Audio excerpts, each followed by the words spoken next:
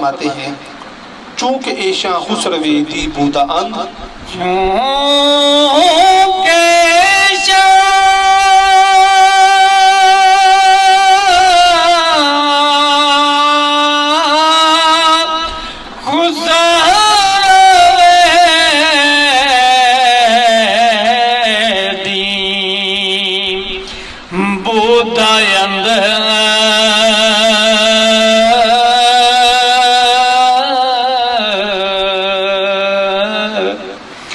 وقت شادی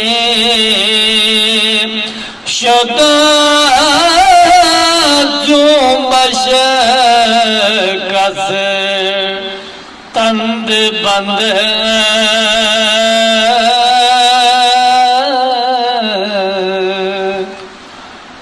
دنیا سجن المؤمنی، دنیا مومن کے لیے قید خانے کی مانند ہے کہ دنیا میں انسان مسافر بن کے آیا ہے کچھ لمحے کے لیے، وہ چند سال، چند گھڑیاں، چند مہینے ہو سکتے ہیں، پھر اس نے اس دنیا سے اللہ رب العزت کی بارگاہ میں جا کے حاضر ہونا ہے۔ آپ فرماتے ہیں کہ وہ دین کے بادشاہ ہیں، دین کی سربلندی ان کے ساتھ وابستہ ہے، تو جب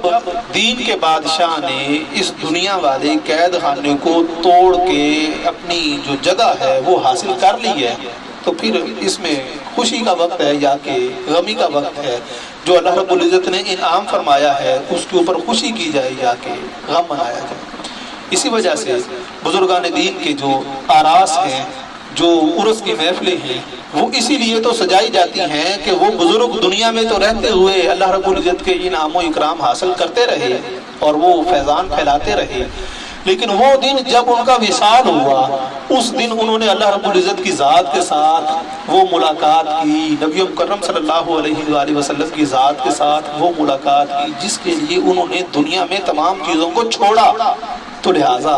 وہ وصال، وہ ملاقات، وہ خوشی کا معاملہ ہے یا کہ غمی کا معاملہ ہے؟ دیکھنے والے بندے کو بڑا دردناک معاملہ نظر آ رہا ہے، لیکن جس بندے کے ساتھ وہ متعلقہ ہے وہ کہتا ہے کہ میں بڑا خوش ہوں، جو میرے نقش قدم پہ چل کے آ رہی ہیں میں تو ان کے لیے بھی بڑا خوش ہوں کہ کوئی میرے پیچھے ایسا بندہ موجود ہے کہ جو میری پیروی کرنے والا ہے۔ آپ فرماتے ہیں کہ جب دین کے بادشاہ کو بادشاہی میسر آتی ہے تو پھر وہ خوشی کی بات ہے یا کہ غم والی بات ہے؟ آگے آپ فرماتے ہیں کہ روز ملکستوں گہے شاہد ملک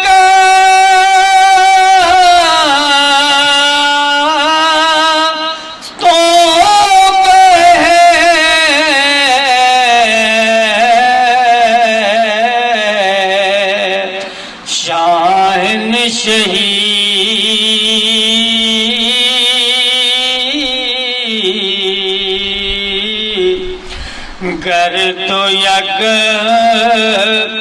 زراز شام آ گئی،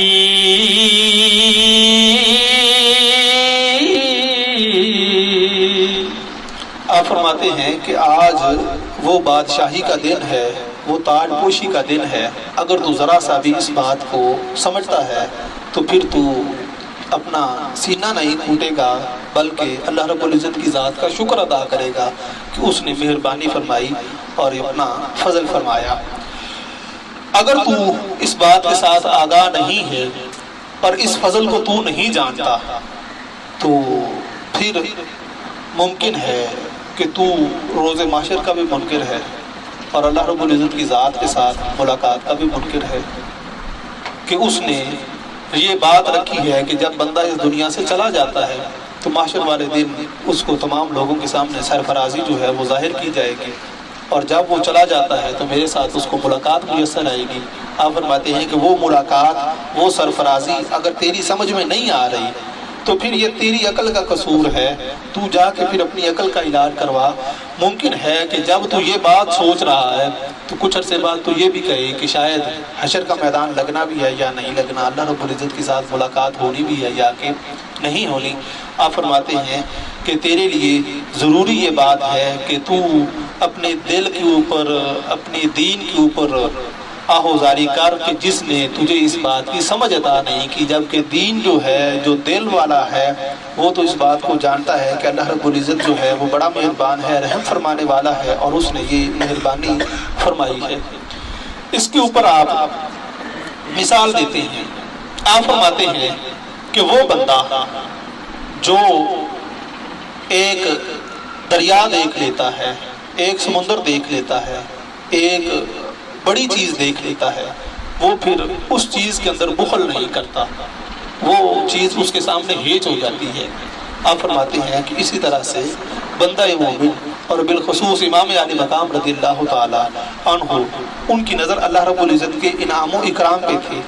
جب انہوں نے وہ انعام و اکرام دیکھے تو یہ جان اس کے سامنے ہیج محسوس ہوئی، لہٰذا انہوں نے اس کی بارگاہ میں پیش کر دی، جس طرح سے نبی مکرم صلی اللہ علیہ وآلہ وسلم نے ارشاد فرمایا کہ جب بندہ مومن شہادت کا رتبہ حاصل کر کے اللہ کی بارگاہ میں حاضر ہوتا ہے تو اس سے سوال کیا جاتا ہے کہ مانگ کیا مانگتا ہے، وہ جواباً یہی عرض کرتا ہے کہ باری تعالیٰ 10 مرتبہ تمہیں زندگی دے، میں بار بار کٹ کے تیری بارگاہ میں اسی طرح سے حاضر ہوتا رہوں۔ آپ فرماتے ہیں کہ وہ بندہ جو دریا دیکھ لیتا ہے، جو سمندر دیکھ لیتا ہے، وہ پھر ایک چلو بھر پانی کے اندر بخل نہیں کرتا، وہ کہتا ہے کہ یہ جاتا ہے تو جائے، میرے پاس اس سے بڑا سمندر موجود ہے۔ آپ فرماتے ہیں کہ یہی وہ معاملہ تھا کہ حضرت امام علی مقام نے جب نظر دیکھی اللہ رب العزت کے انعام و اکرام پہ تو انہوں نے اس جان کو ہیج جانا اور انہوں نے